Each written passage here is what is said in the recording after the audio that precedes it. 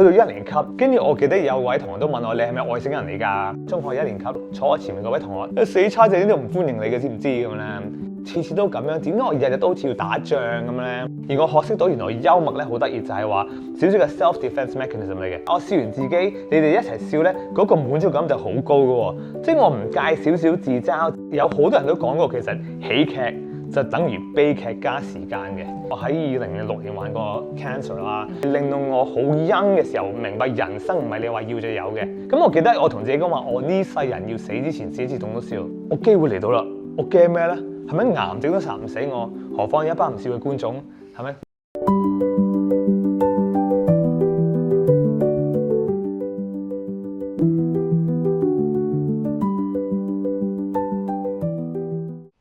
大家好，歡迎收睇 The Helping Dialogue 同行對話，我係 Winnie。The Helping Dialogue 係一個訪談節目，我會請嚟唔同背景嘅助人者同埋過來人，講下佢哋係點樣行過一段又一段唔容易嘅路，中間有咩人幫過佢哋，佢哋又點幫人嘅呢？希望佢哋嘅初心同埋故事都可以幫到你。今集我請到一個大家都應該好熟悉嘅面孔，佢就係印度裔香港棟篤笑藝人 Vivek Mahbubani 阿 V。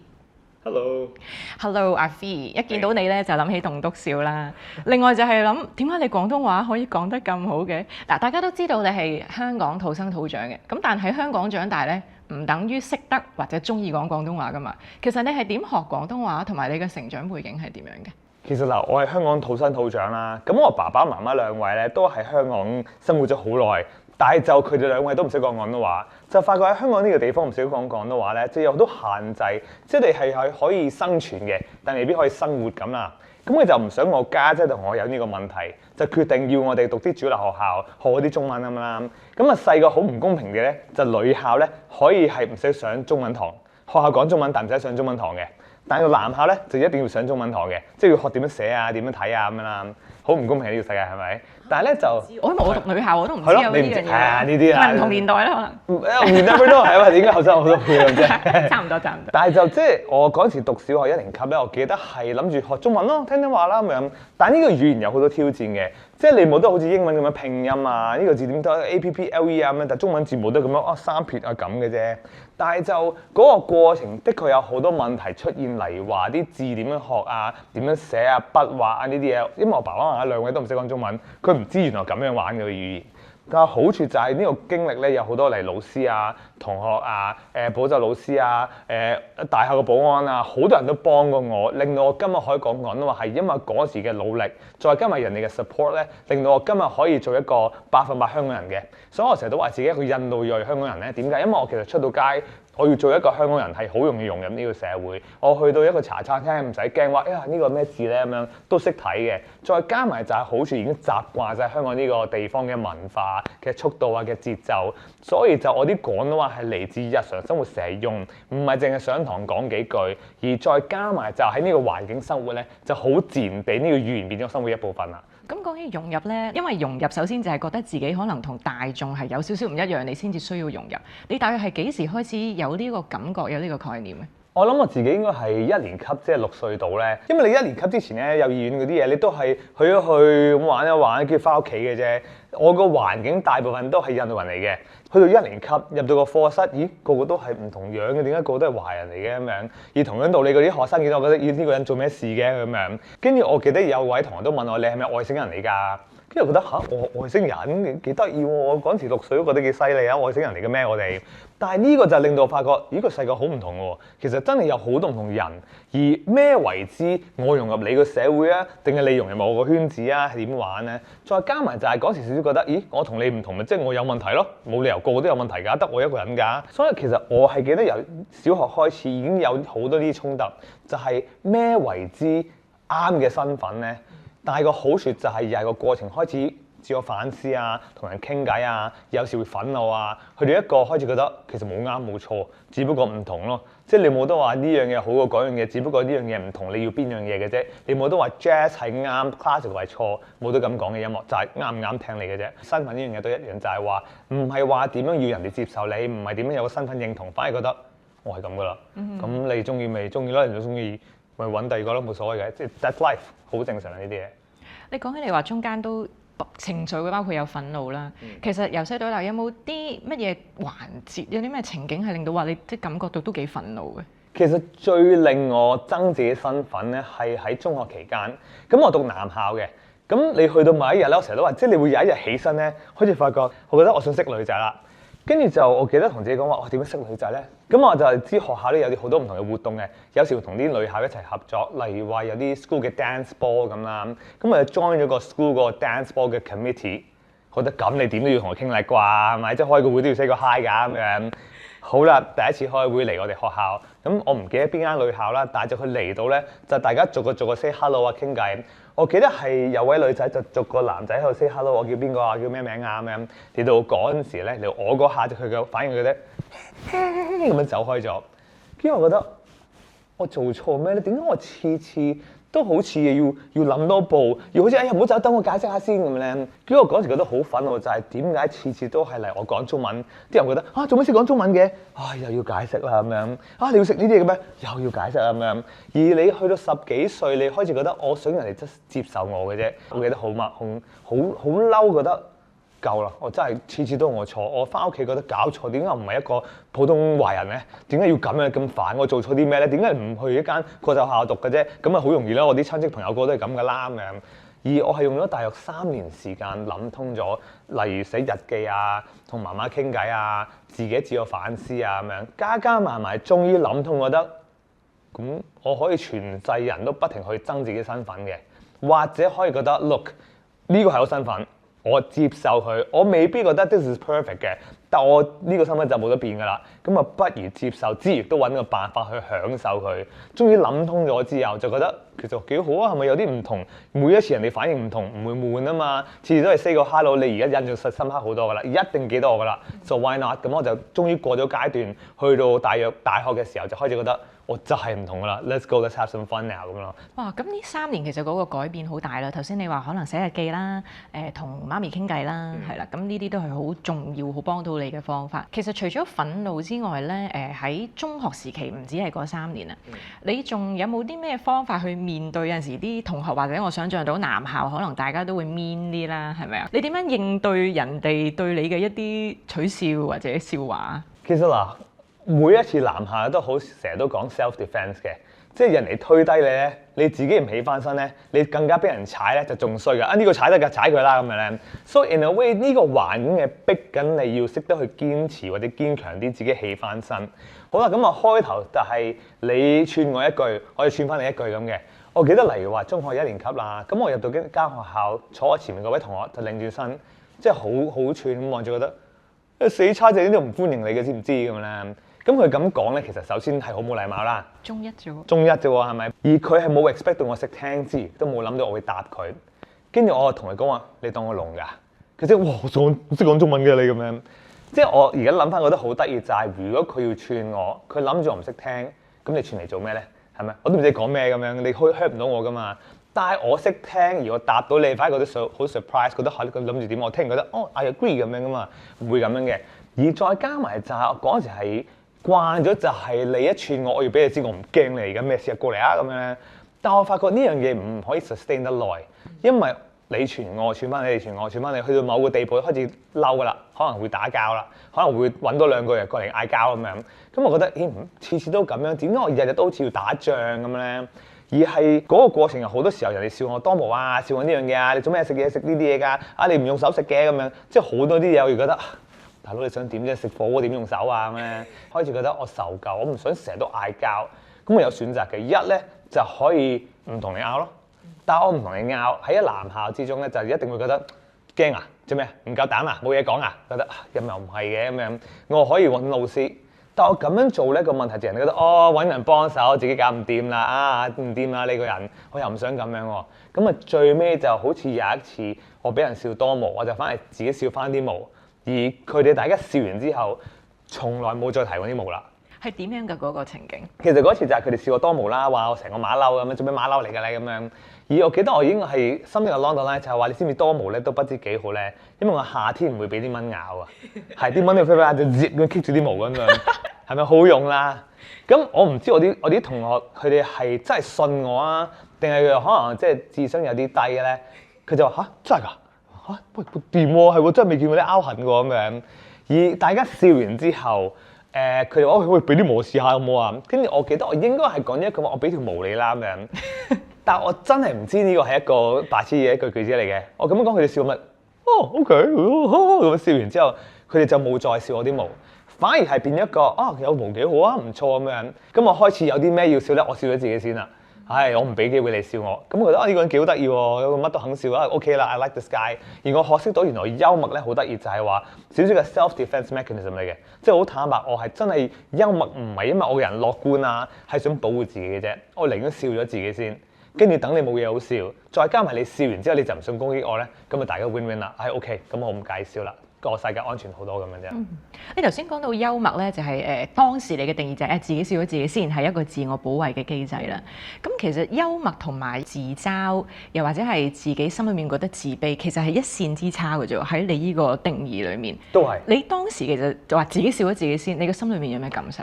原來我笑嗰個所謂嘅 hurt 咧，係少過俾你笑嗰個 hurt 嘅。咁我寧願揀自己笑自己。而我開始發覺，咦唔係喎，但我笑完自己，你哋一齊笑咧，嗰個滿足感就好高嘅喎。即係我唔介少少自嘲，自己笑下自己，但係你笑咧嗰刻，我覺得好值得。咁我覺得計條數，覺得其實個 overall 計條數咧係你哋笑係我開心嘅。咁我就唔介意話攞啲嘢嚟笑下，係咁噶啦咁樣。喺生活或者生命裏面，總有一啲真係苦到你根本笑唔出嘅時候，或者你覺得好乾涸，根本諗唔到笑話嘅時候，其實幽默係點樣幫到你？其實首先嚟講幽默咧，有好多人都講過，其實喜劇就等於悲劇加時間嘅。而嗰個時間有兩個元素，一咧就係識時間啦，冇噶啦，你要俾時間嘅啫。二咧就係嗰個時間係需要你同嗰個悲劇有距離。好多時候咧，你話點解我過咗成年都咁猛嘅嗰件事？因為我成日話你咁 keep 住喺個心入邊，你同嗰件事都係好近，冇時間，佢仲黐住你㗎。但係你有辦法去拎出嚟擺第度。你俾啲時間同埋距離咧，就過一段時間睇翻，會覺得咦唔係啊，其實幾得意呢件事。而我喺我生活中啊，發覺好多時候啲嘢冇進步過，冇好過，嗰個悲劇都係悲劇。例如我病啊，我受傷啊，我俾人鬧啊，我失敗，冇突然間覺得唔係樂觀啲睇，失敗係成功之母喎，咁幾好，唔係咁樣嘅，即係失敗就失敗，你會猛嘅。我做場 show 冇人笑就係冇人笑，但係就我擺開咗，過一段時間諗翻覺得勁喎。我喺台上面講足10分鐘，啲人真係冇笑喎，即係唔錯啊！即係我可以做圖書館㗎，真係好面啲啲咩？即係明明我咁樣諗翻就唔同啲，有翻啲距離啦。幽默其實係幫緊你睇翻個悲劇，用一個新嘅眼光。而嗰個新嘅眼光唔係嚟自你個人樂觀，係因為你俾咗少少距離同埋時間。你而家再睇翻，你用一個新嘅角度睇嗰樣嘢，冇咁嬲嘅情緒，嗰樣嘢就冇咁負面，冇咁衰。咁喺你嘅人生裏面，40幾年啦嘅人生啦，其實有冇啲乜嘢悲劇係真係你要一段時間先抽身到出嚟，先至可以將佢變咗做喜劇？我個身份認同啦，即係我係憎自己身份憎到點咧，會覺得好唔公平。我冇做錯嘢，我天生引路人，但係你哋一個月都唔接受我，咁你想我點啫？而家我唔係懶喎，而家係根本你唔俾機會我成功喎，而家係唔公平喺個世界。呢個第一啦，例如話 for example 我喺2006年患過 cancer 啦，咁嗰啲嘢又覺得搞錯，佢食煙飲酒又冇事，我出事搞錯咁咧，即係你會嬲嘅，即係嗰個 process 永遠都有嬲。但係咧，你係 in a way 就係嗰啲嘢會提醒你，其實人生就係咁小事都可以影響你嘅。但係個好處就係話你捱過嗰個階段之後，覺得 I'm still here。我病咧係令到我好 young 嘅時候明白人生唔係你話要就有嘅。要好珍惜時間，即係例如我2007年做董事比賽，係我患咗癌之後好翻之後嘅。OK，咁我記得我同自己講話，我呢世人要死之前死一次董都笑。我而家諗翻覺得好似個世界同我講緊話咩話？你話呢世人死之前，好，我俾個 cancer 你 challenge 下你先，你冇死到喎，機會嚟咯喎，你係咪真係會做㗎而家？跟住嗰刻覺得嗱，講真，我一路都話想試董都笑，我機會嚟到啦，我驚咩咧？係咪癌症都殺唔死我？何況一班唔笑嘅觀眾？係咪？No big deal right？你唔笑我唔會覺得，腫咗個頸唔會咁樣噶嘛。咁我 of course 我化療緊，就咪覺得哇化療幾好啊？係咪？我個人 strong 咗，冇呢啲嘢嘅，係嗰下覺得哇住化幾多次啊，好辛苦想嘔咁樣嘅。但係過咗啦，諗翻我覺得哇 I survived that。你唔笑，你都唔識我噶啦，係咪？我成日都話我去做場 show 冇人識我，啲人唔笑冇人記得我，啲人笑 I win， 我點都唔輸嘅。所以呢啲嘢，呢啲經歷幫咗我好多。我試過例如我有個免疫缺乏症啊，即係話咩咧？人哋可能傷風就2-3日就冇事嘅，我要可能成個禮拜先好翻嘅。咁我就會覺得 OK，呢個一個好嘅動力俾我知我要 keep 住 really healthy， 因為我唔病得嘅。好啦，我可唔可以有咩辦法？假如我病，咁我點樣做到嘢咧？咁樣我要學識點樣唔靠把喉嚨講嘢，用個丹田講嘢。等我喉嚨痛嘅時候咧，我用個肚爆聲，而唔係個喉嚨嘅。咁我照開到工嘅咁樣。咁好多嘢覺得咦，其實幾好喎！我用丹田講嘢可以講成日個喎，喉嚨講嘢就好快攰嘅。所以其實好多嘢經歷咧 ，in many ways 我都話我係用一個 learning mindset 去諗。呢樣嘢係教識我一個新嘅技巧，一個新嘅經歷，而再加埋會有好多題材俾我做動咗笑。所以我病咧有好多悲劇，悲劇加時間等於戲劇。我唔病咧，我就開 show 咯 ，easy 點都贏㗎成件事。你點樣可以 keep 住咧，令到自己喺一件唔好嘅事裏面都揾到正面嘅嘢，同埋一啲學習到嘅嘢？例如你係受到啲咩書嘅啟發，或者咩人嘅啟發？因為我相信自己本身係好難去提住自己不斷要睇到正面嘅嘢。我諗呢個係好講究你一個少少自我反思嘅，即係我睇過好多唔同書，佢哋都話其實 at the end of the day 咧，人生都係講 perspective 嘅啫，睇你個觀點嘅啫。你覺得例如話，我覺得香港呢個社會好歧視嘅，我就會揾好多例子去 confirm 我嗰個諗法，即係所謂 confirmation bias 啦。例如我搭小巴，永遠都係最尾先會坐我隔離嘅啲人，咁我可以選擇呢啲叫歧視，定係覺得呢個係 privilege 嚟嘅喎？我唔識同人逼啊嘛，咪幾好咯，繼續歧視唔該咁樣，咁兩睇嘅啫。正如話我嘅身份，我啲毛，我可以俾人笑，覺得哎呀，俾人笑多毛啊，剃咗佢算啦。或者覺得 this is power， 我有選擇去生毛，我個 friend 冇選擇，我可以剃咗佢，明唔明啊？即係我有個 choice， 你冇個 choice， 咁我咪 powerful 過你咯咁樣。Salesmanship 嗰啲書都係一樣嘅啫，都係話其實你要識得 sell 嗰樣嘢，令到嗰個人覺得其實呢個有價值喺度。咁好多嘢我就覺得每一日我要揾個辦法，要俾個價值佢嘅。所以我每一日都有個習慣，就係寫日記。而嗰日記咧就 in a way 就係想逼到我要 sell today to myself 嘅。咁我今晚寫日記，覺得哇，今日起身嗰時候咧食完早餐啦，覺得哇真係要試下挑戰下自己，可唔可以做 gym 咧？可唔可以舉多過琴日咁樣啦？咁啊試下，唔得喎，唔掂喎，哎呀再翻去諗下先，點解唔得咧？咁樣好啦，翻嚟食個 lunch，咁食啲咩？哇幾正好味喎！阿媽煮啲嘢真係好食喎咁樣，會咁樣俾自己知，其實 today was a great day。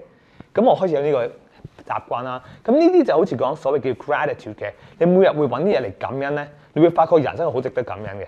但係呢啲係一個少少肌肉嘅習慣，就係我慣咗要感恩，就係你做得多就變你個 default。